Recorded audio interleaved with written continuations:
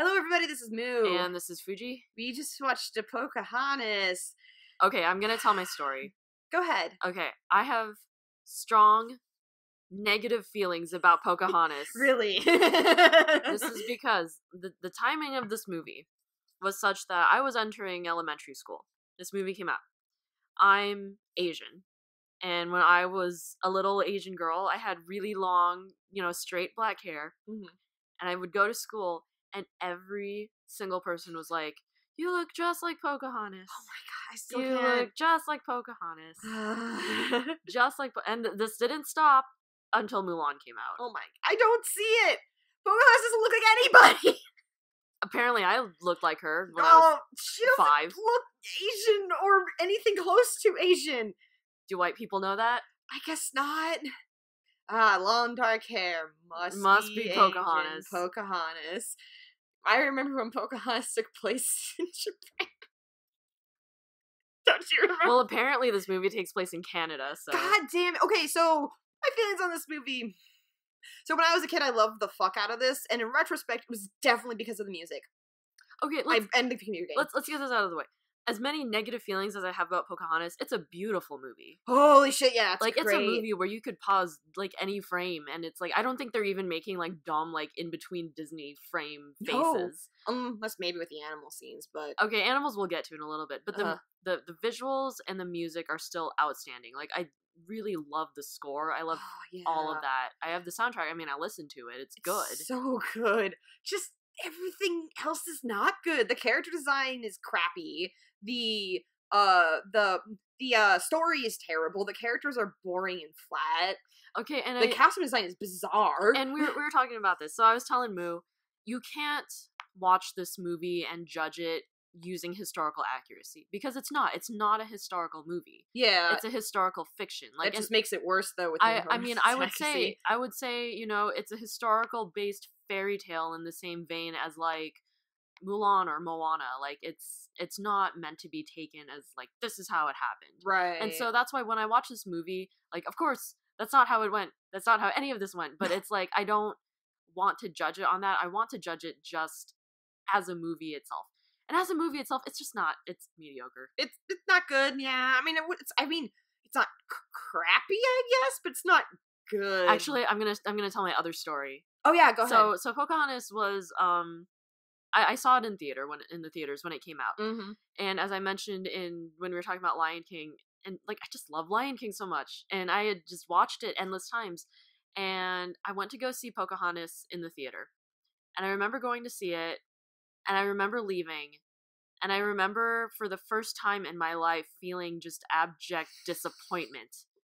Because amazing. Pocahontas is not as good as Lion King. Yeah, and it's funny, if you go back and you look at reviews from 1995, and in 1995, truthfully, people were not as concerned about things like heavy-handed morality and proper, cultural diversity and representation. People and racism. That's the thing is that this movie was everyone was OMG, this movie tackles racism. It's a thing. It's a media for children, and it's tackling these really difficult topics. And it's it's fine for 1995, but it's just this movie's biggest problem was that it came out after Lion King.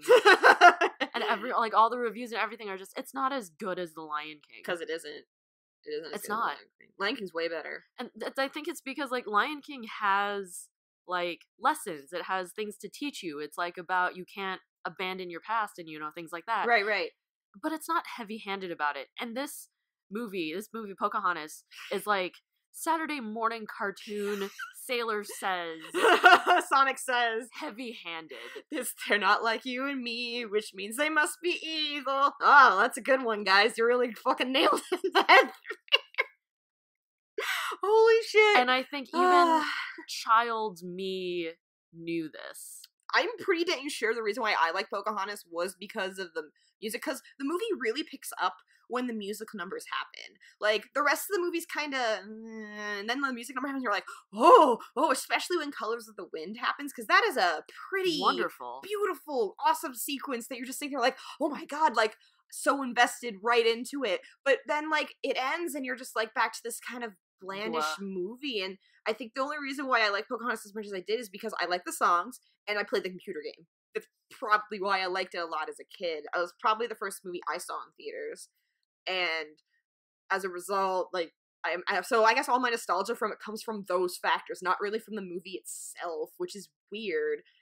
Because, like, I don't feel that way about other things I'm nostalgic for, but Pocahontas I do. And, like, about the historical stuff, like, I brought up Anastasia as a comparison. Yeah, Anastasia's a good one. Yeah, Anastasia, there are people who are bothered by Anastasia's historical inaccuracies. I'm not, a lot of people, including myself, are not one of them, where, like, yeah, no, that's not how the downfall of the Romanovs happened. That's not how Rasputin didn't waltz into the palace. All of this is wrong. All of this is wrong. Smoke it. And, like, Anastasia would think, no, that's not what happened at all. But you don't care while watching the movie because you're having a good time, and it's actually a well-structured, interesting movie.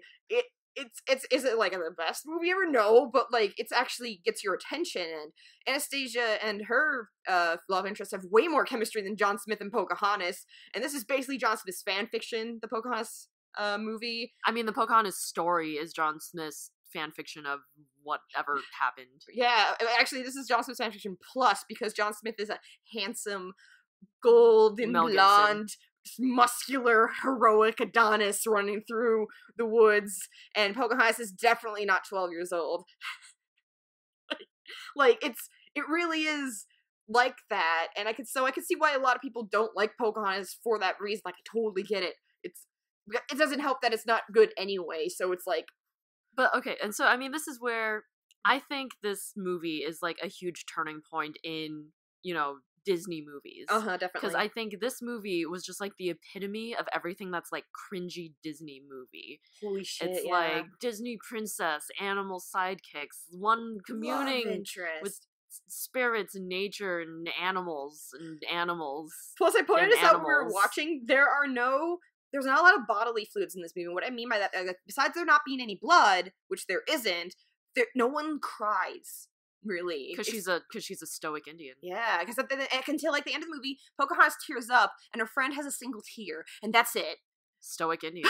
There's no crying in this movie. It's so bizarre. Like, I just sat there like, why were lions crying in this last movie, but we have no crying in this one? Like, I don't understand this choice. Like, yeah, I know, stoic Indian stereotype, but it's really weird. Like, didn't anyone, like, look at this and go, and it's kind of awkward. When I was saying about The Lion King, that The Lion King for me was just the perfect blend of drama and comedy. Like, there would be drama, but then there would be, like, something to, like, bolster, you know, like, something funny, you know, like, a good mix. Like, this is just drama, and then the animals having a weird Looney Tunes moment. So much Looney Tune. They look like, Miko totally looks like a Looney Tunes character, which I think is totally on purpose, because Looney Tunes was super popular at this time. In the mid-90s, Looney Tunes was, like, everywhere. And Space Jam comes out the next year. Yep. Like, it occurs to me that there might be people listening to this recording who weren't around during that time, and it's like... God damn, you're right. Looney Tunes were really popular, and I totally see why they made Miko the way that he is, because that's just... This movie is just such a product of 1995. It really is. It's so many ways. Also, like, I'm going to go back to the character design, because not only is Pocahontas just a blend of vague hot people, everybody else in her group is also like that. Group tribe is also like that. And additionally, I said this while we were watching it, I think what I'm going to call this uncanny valley, like, historical accuracy, because there's things that are correct, like, and how, like, things look, like some of the outfits and, like, the weapons and stuff like that, but then there's things that are incredibly horribly wrong, and it's just like, it's almost correct, but not quite. So as a result, you just sit there feeling uncomfortable because it's not completely there. And even if you don't know about this kind of thing, you'll still get that weird feeling of uneasiness because you're sitting there watching this movie like Pocahontas doesn't look like anybody. Like, there's a lack of specificity. And I think we might be thinking about this too because we saw Your Name. Yeah.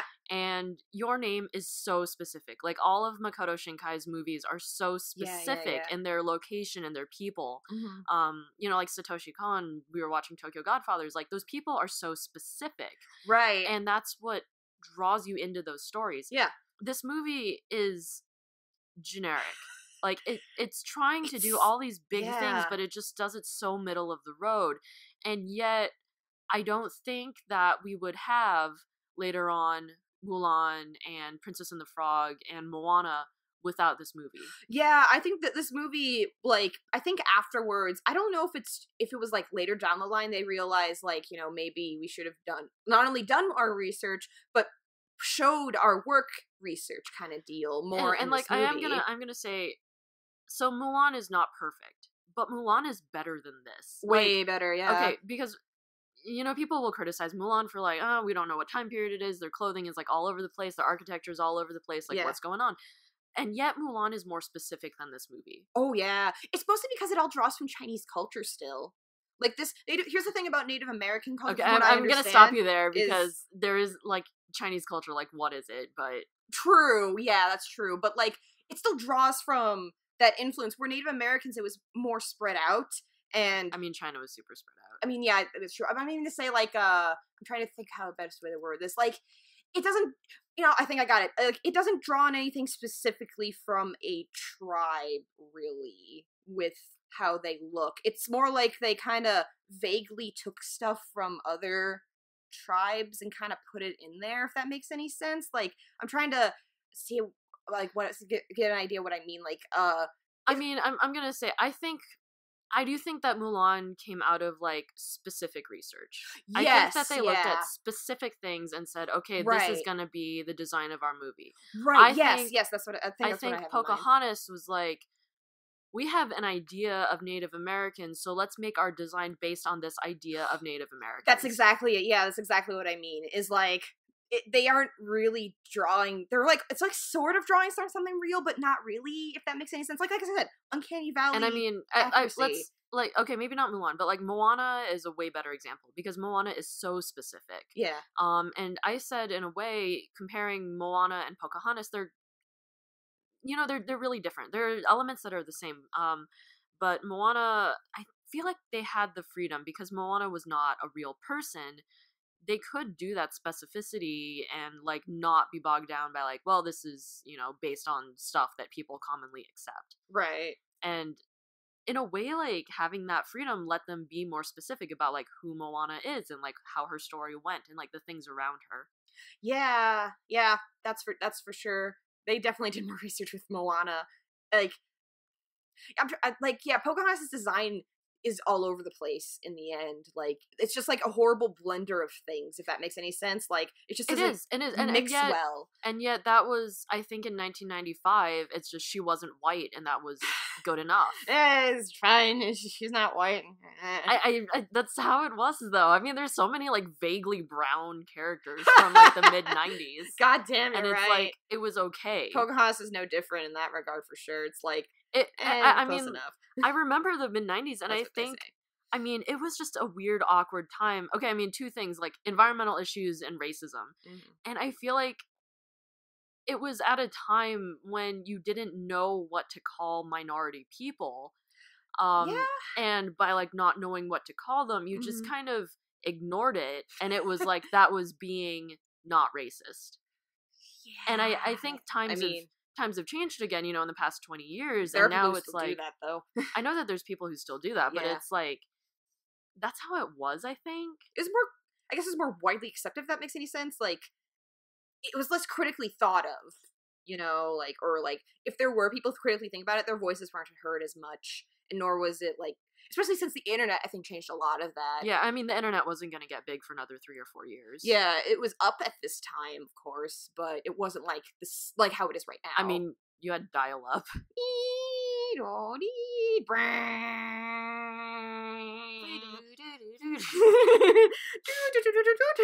Is it on yet? No, we gotta wait a couple more minutes. Okay. Get off the internet. I need to use the telephone. Guys, I gotta make a phone call. Ah, no. Okay, how many people listening remember that? God, don't make me feel old, dude. Anyway, back to Pocahontas, dial-up aside.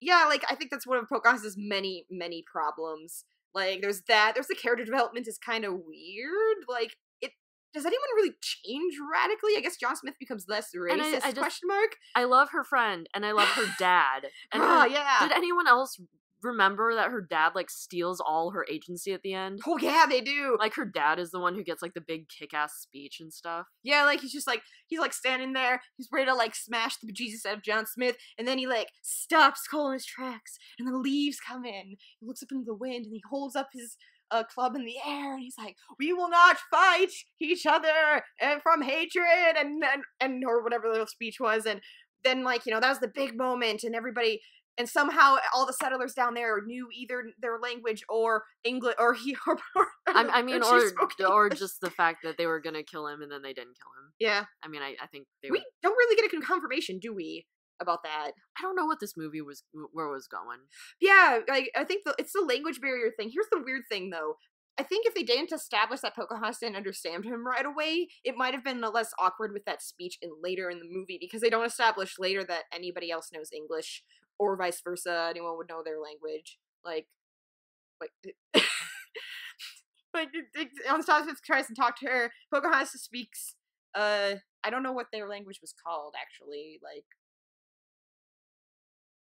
I don't know, but, basically does not know English. And then suddenly Magic Leaves comes like, "Don't worry, you can cross the language barrier. I'm gonna teach you English." Magic Leaves. Then Magic Leaves.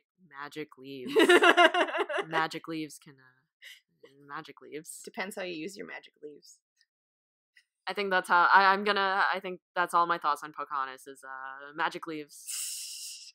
No, you know what she bring up was, like, Pocahontas and her dad's relationship. It's okay. It's not... It's like a rehash of Jasmine and her dad, and Ariel and her dad. I mean, Jasmine and her dad is a rehash of Ariel and her dad. Yeah, but it's... I'm trying to think what the difference is between them. And again, I feel like people were getting tired of it at this point. I think people are like, we've seen this before. And that's seen why this you get twice. Mulan and her dad, and they're just totally different, and they're awesome. It's great. I love Mulan and her dad. It's a nice, it's definitely a nice change of pace, that's for sure. You're just like, yeah. Oh, wait. Actually.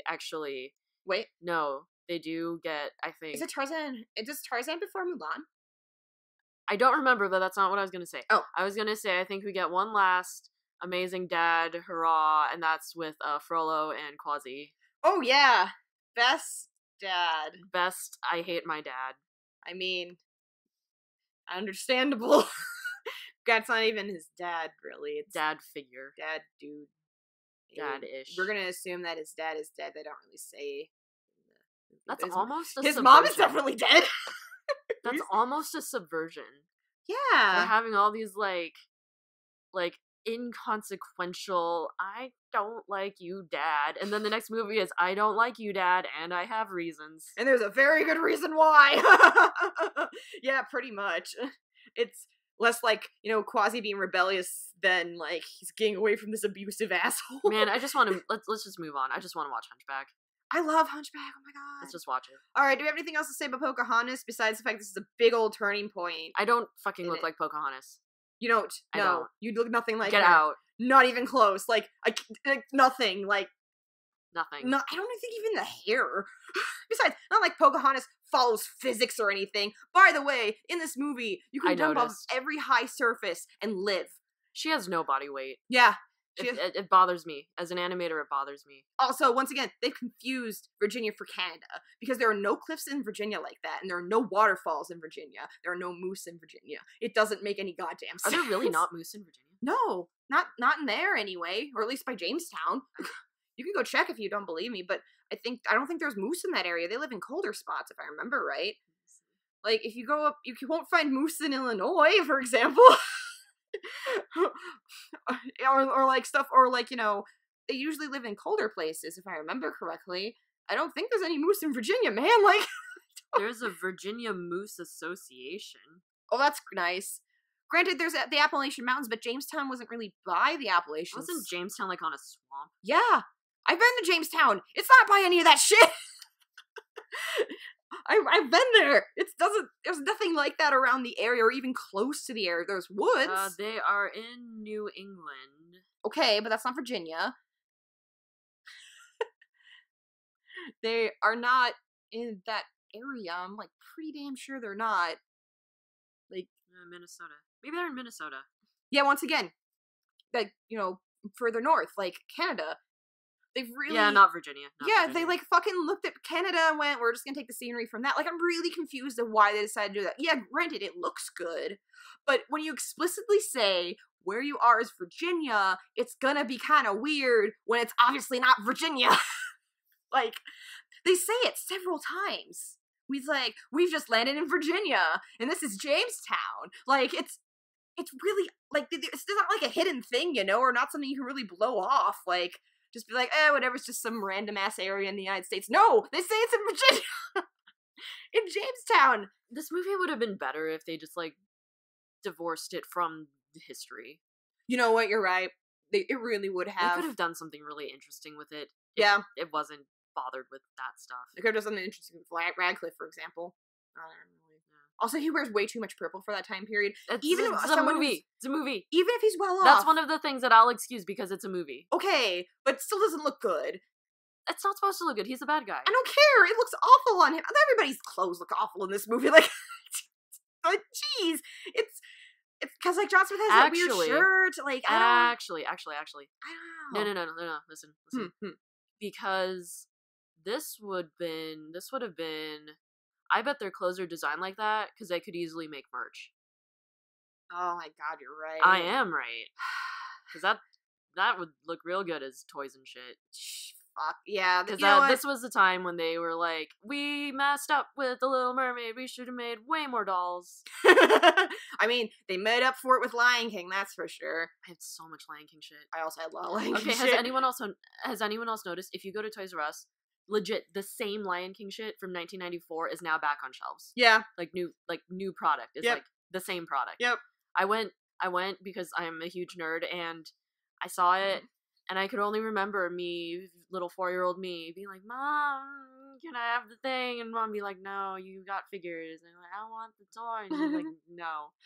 We had a Nala plush where when you press on her, she was supposed to make like a growling sound or lion noises, but it always sounded like she was farting. And it was the funniest thing. We loved playing with it because we're like, brr, brr, and I can't even imitate the noise. It was really bizarre, but it did not sound like growling. It sounded like it was farting. I had a Nala hand puppet. I had a bucket full of plastic action figures. Ah, yeah. And I had this at school. We had the Simba and Nala with magnets in the noses, so they would like kiss. Weird. And like that was like my story time stuffed animals. They were mine. Yes. No one else could have them. You fought for them. I did. Yeah. I mean, I fought for stuffed animals at playtime too. I remember there was I don't think I had this one, but there was a Simba that like you could like unfold his mane and he'd turn into like grown up Simba. Cool. It was cool. That is pretty cool. Actually, I had a lot of Pocahontas toys when I was a kid, like not just from McDonald's. I told you. It's for merch. This movie was made for merch. I had a Flit plushie. I think did we have a Miko plushie? I don't think we did, but I had a Flit, a Hummingbird. I had a plushie of him. We had like a little campfire pit that you could like cook shit over, and like a little like plastic like tomahawk or warhawk or whatever you call those things. I cannot remember the name right now, but isn't that like messed up in hindsight? It is really messed up in hindsight. We had like a little plastic necklace that was in our dress up box, like Pocahontas' necklace, and like a little tattoo she had, but it was an armband, and it is really messed up in hindsight because I was like, that's kind of except for the campfire. I mean, it's just a fucking campfire, just made it go crackle, and that's pretty much it just slapped the name Pocahontas on it. It's the same goddamn thing you could buy in a different store. But I had a Pocahontas birthday cake when I on my next birthday. I think I had a Lion King cake again. Yeah. I think I had Lion King multiple years in a row. I'm sure you did. I had Barney multiple years in a row, so I can't really talk like but I had Pocahontas, and there was this little figure of Miko braiding Pocahontas' hair. I don't know where that ended up, but I had that for a long time as the cake topper.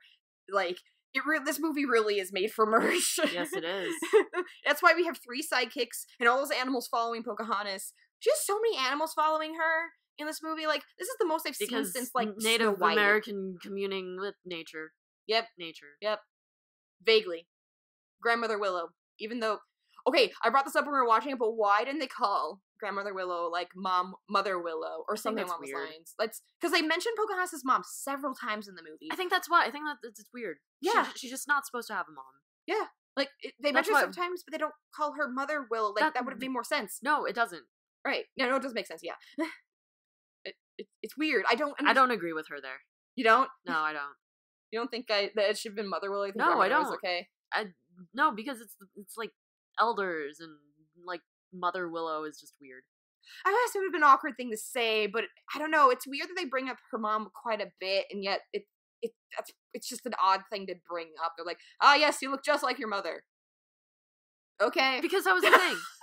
This is like the trope. This is the Disney dead mom trope. They don't even fucking do it in like Aladdin or Little Mermaid though. They don't go, yes, you look just like your mother. I thought they did. Did they? I don't think they did for Jasmine at least. I thought they did for Jasmine. They did for Jasmine. Okay, maybe like at the beginning. Okay, maybe I'm totally pulling stuff out of my ass. I mean, maybe for Jasmine, I'm pretty damn sure it wasn't for Ariel. Even though Ariel, you find out way later when they made it. No. Triton says that she's like her. I'm positive he says that. He does? I guess we just gotta watch these again. I guess so, but you know what? I know that I don't know if this is in the TV show or if it was in the sequel, but they imply that Ariel is Triton's favorite because she looks like her mom, her dead mom, who was hit by a pirate ship, by the way. Isn't that in the third one? Yeah. Yeah.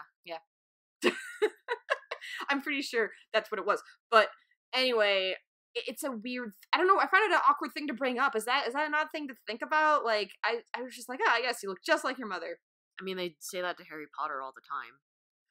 Okay, but Harry Potter's a better written thing.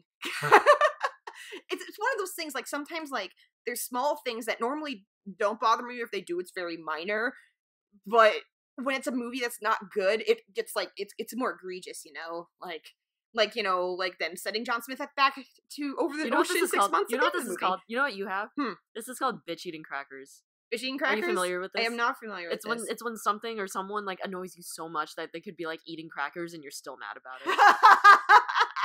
I like that term. That's a good one. I like that. You're very bitch eating crackers about stuff. I can get that way, yeah, definitely.